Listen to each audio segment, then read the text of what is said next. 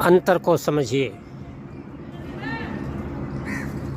अवतारी ईश्वर पौराणिक है, निराकार ईश्वर वैदिक है।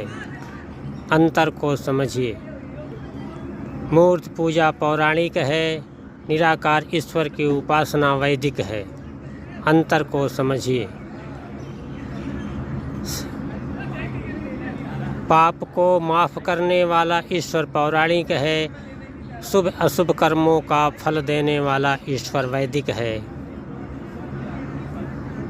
इस अंतर को अगर आप समझ जाएंगे तो आपको समझ में आ जाएगा कि हिंदू और वैदिक, आर्य और हिंदू, पौराणिक हिंदू और आर्य हिंदू में फ़र्क क्या है, मान्यताओं में फ़र्क क्या है।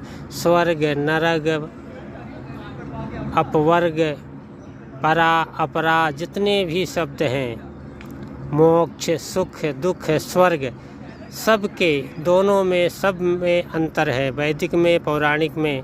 इसलिए अध्ययन करिए, मनु का अध्ययन करिए, मनुस्मृति का अध्ययन करिए, वेदों का अध्ययन करिए, पुराणों का अध्ययन करिए, तब आपको समझ में आ जाएगा कि वैदिक कितना उच्चतम है, सर्वोत्तम है और सर्वग्रहणीय है।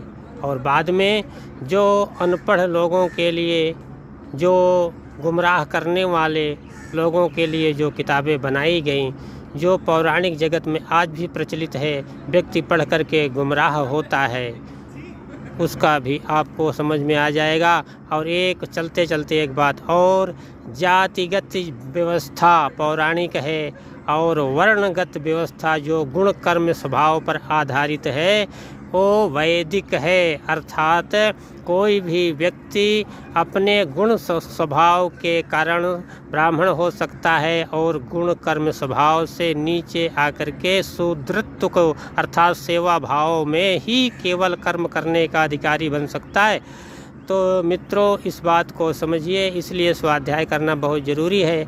इस वीडियो में बस इतना ही। वर्ण और जाति को ध्यान रखिएगा, दोनों एक नहीं है, दोनों अलग अलग हैं। दोनों शब्दों के जो व्युत्पत्ति है वो भी अलग अलग है, इसलिए वर्ण और जाति एक नहीं है, वर्ण और जाति में अंतर है। आप वर्ण व्यवस्था को मानेंगे तो वैदिक वर्ण व्यवस्था है, जातिगत व्यवस्था को मानेंगे तो पौराणिक जातिगत व्यवस्था है, जो जन्म से आधारित होती है, जिसमें गुण कर्म स्वभाव का कोई स्थान नहीं है, जिसमें जाति ही महत्वपूर्ण होती है। इसलिए इस लोकतंत्र में जाति को खत्म करना सबसे ज़रूरी है, तभी योग्य व्यक्तियों का सम्मान होगा, प्रतिभावान व्यक्तियों का सम्मान होगा।